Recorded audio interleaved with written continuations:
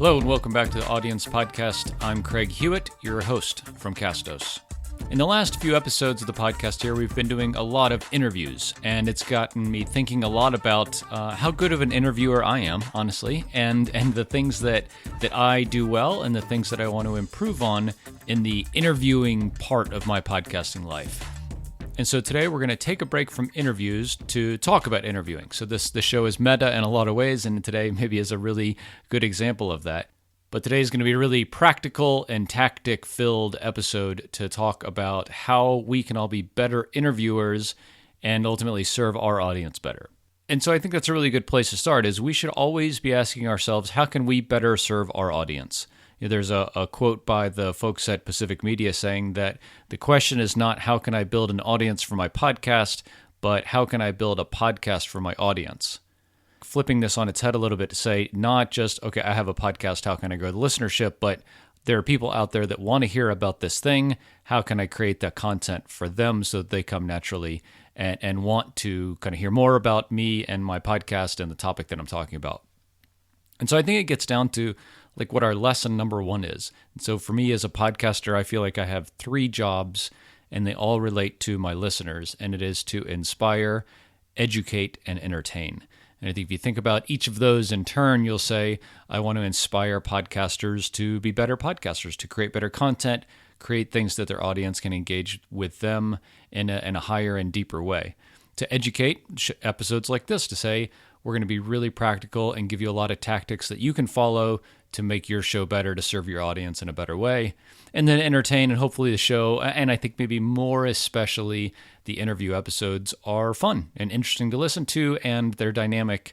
I think on a very personal level, me sitting in front of the mic and just being one person is difficult to get the entertain part of my job out.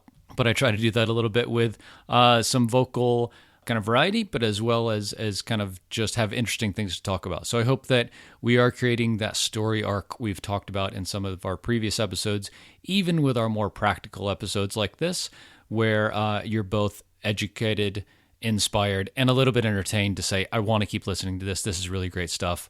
I can't wait for next Thursday's episode already. Okay, so let's jump into how we can all be better interviewers for our podcast. So whether you have an interview-based show or you just have you and a co-host, I think sometimes you are actually interviewing your co-host, asking them questions about what they've been up to lately and whatever the topic of your show is. If you have a co-host show, you are in a way interviewing them because there's this dynamic back and forth between the 2 of you or 3 of you. If you have a solo show like this episode, this doesn't necessarily apply, but I think a lot of the episode prep that we'll talk about definitely applies. So I think this episode is for everybody as far as kind of creating good content goes. And the first thing is really important to serving your audience better just in general, I think, and it is to put yourself in your audience shoes and be an audience member, be a listener for a second and say, okay, I'm going to go interview Jack Rhysider from the Darknet Diaries. What are things that I want to hear about in this episode? What are things that I am truly curious about that I want to get answers to or learn more about or be, again, educated, inspired, or entertained by through my conversation with Jack? So when I get ready for these interviews, I say, okay, I am a representative listener of this show. I'm a podcaster. I want to make better podcasts. When I go to interview someone, I always say it is a bit selfish, but not in a bad way, to say, there are things that I want to get out of this episode that will make me a better podcaster, will make me enjoy this episode, and will make me want to keep coming back for more. And I think that admitting that to yourself up front and really putting yourself in your listener's shoes, not as the host of the show, but as a prospective listener, to say, okay, I have this person I'm going to interview. What do I want to get out of this? What is my goal? What are things I definitely want to talk about? What are things I definitely don't want to talk about? And we'll get into that in a little bit. And then have a real goal that you can state in a single sentence, maybe 2 sentences. Say, hey, in this episode, I would really like to talk mostly about, your childhood kind of origin story, how you got started in podcasting and what you did before then and what that journey looks like maybe. And this is the important part. And then tell your guest that before you start recording. And if you're able to tell your guest that before you start recording, they know where you're trying to go too. So you can ask questions that guide them in this direction, but you've given them the kind of courtesy of saying, okay, I know my audience. I am an audience member. I'm a representative audience member of this show. This is where I want this episode to go. And these are the things that I want to try to cover. And ultimately, I want to get to this point at the end of the episode. And if we get there, I will consider this a really successful show. And I know our audience is going to love it.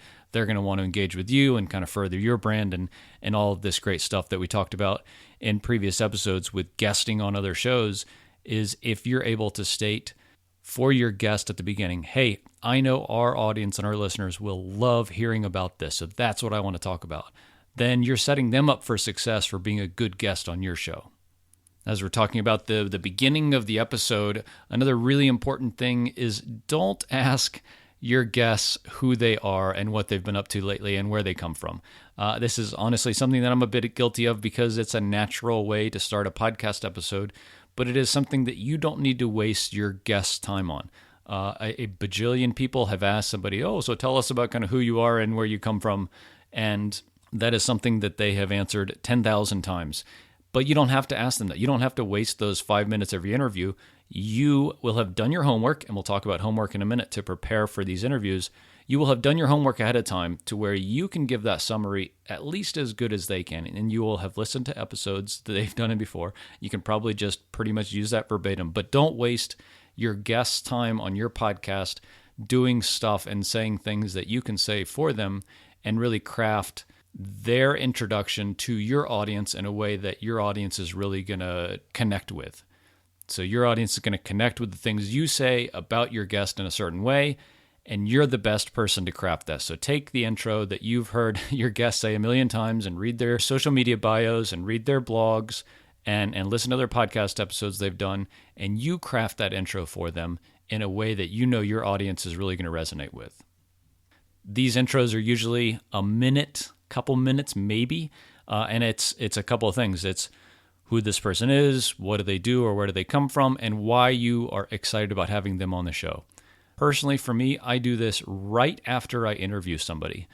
And I do it right afterwards because if not, I'm going to forget about it, and then it's going to be time for post-production, and I'm going to be sick, and my voice will have changed, or I will have forgotten some of what they said, and all these kind of weird things. So just make it part of the interview process. So I'm going to do an hour for my interviews. I'm going to talk to somebody for 45 minutes, and I have those other 15 minutes. The microphone is still plugged in. I'm still in that good space, physically and mentally. Say, okay, I just had this interview. Now I'm going to kind of summarize it and tell my audience what it's all about. So, hey, this episode we have Jack Resider from the Darknet Diaries podcast on. Jack is on the show today to talk about X, Y, Z, and it's a really interesting conversation because we cover A, B, and C. So you're telling your listeners what they're going to get out of this episode, and you telling them, I think, is more impactful than this person telling them. And then you can jump right into the real kind of meat of the episode and ask those questions and peel that onion back in a way that you really want to and get to that goal that you discussed with your guest before you started recording. So we talked about homework a little bit. There's a handful of things I like to do my homework before an interview with a guest. And it doesn't take as much time as you think it might have to. Some people think, this is going to take hours and hours, and it might take an hour, really. And so the first place I like to start is somebody's website. So most people that are going to be on your podcast have some kind of online presence. It's their personal brand site, it's their business site, it's their organization site, whether it's a church group or a sports event or whatever passion project has a website.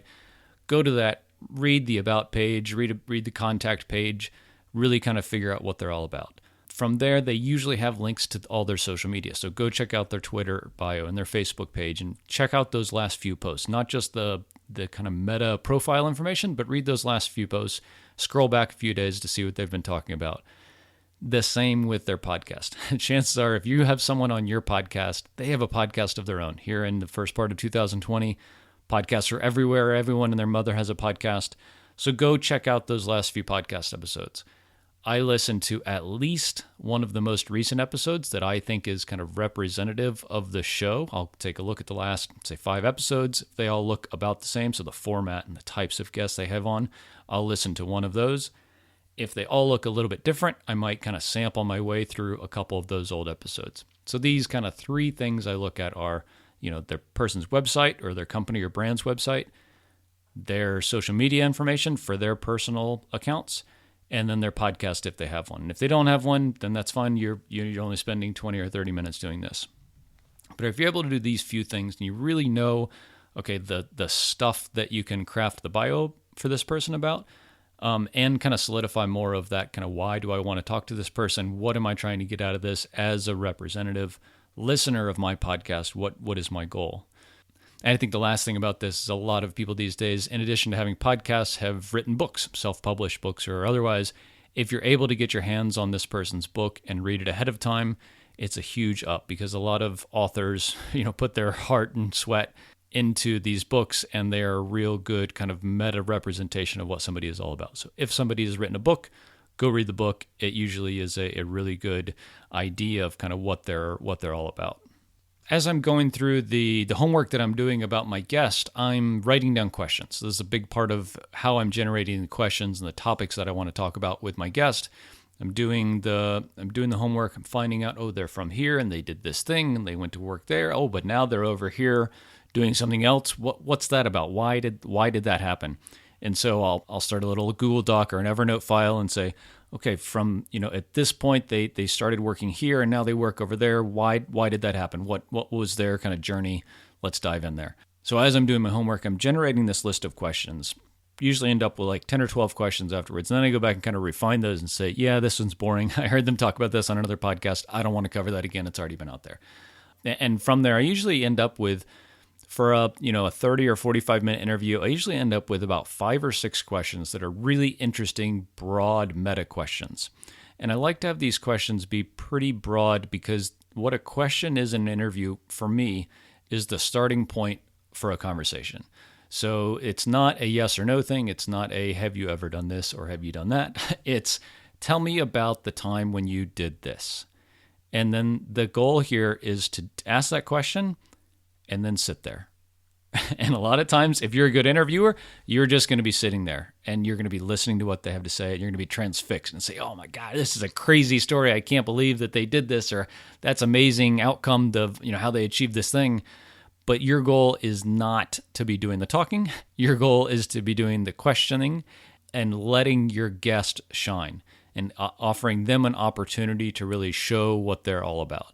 And if you do this well, your questions will be open-ended and let the conversation kind of go wherever it wants to go, with your guest kind of guiding things from there. So your questions are to kind of generally set the direction for where you're going, but then from there, your guest and the responses that they have, and then the follow-up questions you have after that, which we'll get into in a minute, to ultimately decide where the episode is going to go. Okay, so follow-up questions. You have to be an active listener to your podcast episodes. If you have the 10 questions that you ask everybody and you ask them the questions, and then no matter what they say, you ask the next question on your list, you're not doing your job, right? A natural conversation does not flow like that. A natural conversation is, hey, tell me about a time when you were really scared to go into a new venture. Oh, well, they know blah, blah, blah. They say whatever. And then you don't say, that's great. What's your favorite color, right? You say, wow, that's really interesting. So that time when you went to work from company A to company B because you found out that your boss was corrupt and that you couldn't work there and it wasn't aligned with your values anymore, how did that affect the rest of your professional life? That's a good follow-up question to the question you asked before. But so don't be so regimented in your list of questions that, these are the only 10 things I'm going to ask in this episode. But say, hey, generally, I'm going to touch on these 5 topics, and these are kind of generally the questions I'm going to ask. And then I'm going to be kind of thinking on my feet a little bit. And I'm going to say, as they kind of dive into this part of their life and answer these parts of my questions, I'm going to nudge the conversation in this direction or that direction. And so kind of backing up to the original questions and the direction that I want to take these topics, you want to be able to get uncomfortable with yourself and the topics that you're discussing, and also let the guest be vulnerable. Not in a negative way. I don't think this is meant to be embarrassing or anything, but to ask questions in a way that the guest can talk about things that are really important, right? Because what's your favorite color is not exciting, right? But to ask questions that let the guest open up and expose the why and the how and the so what behind a topic is really kind of what you're looking for. And so I say, let's try to get uncomfortable. And you want to do this in a safe way, because your guest might not really be open to that. But if you're a good interviewer, you will make your guest be comfortable talking about this thing that might be a little edgy for them, and be confident in them talking openly and honestly about this thing that they're looking at. And so there are these kind of probing question modifiers that I like to use, and they are things like, tell me about a time ... So tell me about a time when you were really uncomfortable, but you were able to overcome it and ultimately were a lot better off afterwards. Or how did you feel when you ... How did you feel when you won the World Series and came home to your family for the first day after you've been gone for 6 months or whatever? Or another one is, what was the hardest part about building your own tiny house, right? Something like that. Like, not just, tell me about building tiny houses, but what was the hardest part about building a tiny house? And what this does is it just cuts all of the crap out of their question, all of the stuff that you can read on any blog post out there, and gets to the emotion and the rawness of how they felt around a time. So these kind of question modifiers, I think, are really good at getting to the point and drawing out of somebody, again, in a safe and non-assuming way, of them being able to talk in more depth and more detail around the topic and the question that you've posed to them. I probably should have started with mentioning this, but going back to the very beginning of your conversation with a guest, again, say we block off an hour for an interview, about 45 minutes of that is the actual interview. There's about 5 minutes ahead of time that's just chit-chatting. And the goal here is to just put your guest at ease. Tell them a little bit about yourself and your show and where you come from. Ask them some really kind of, hey, how's it going? Where are you located? How are things going? Doing all this stuff will just put them at ease, let you get to know them and vice versa, and just kind of put the conversation as a whole on the right path. And then I like to tell them this, hey, this is my goal for this interview. I'd like to really talk about this part of your story, and I would like to achieve this for my audience because I think this is what they would really like. And then say this, we are going to edit this interview. So if you say something wrong, it is okay. Just stop, take a deep breath, take a drink of water, and then start your whole thought or conversation, part of the conversation again. Saying this, especially to non-kind of seasoned veteran podcasters, will do wonders towards their comfort and their ability to deliver good content to you. A lot of people are nervous or scared because, I'm going to be on a podcast. Oh my gosh, I don't know what this is all about. But especially in those situations, if you have somebody who has not done a lot of podcasting or not done a lot of audio content, to say, hey, this is just a conversation. Please don't worry about how you sound or if you say something weird or bad. If you do, just stop and say, hey, can we cut that whole part out? I'm going to start that thought over. And you say, yep, no problem. And just keep the tape rolling that whole time and let them start that whole thought from scratch. They'll feel better. You'll feel better. And saying this before you start will put them at ease in a huge way that allows them to get more uncomfortable, allows them to get weird with what they're talking about.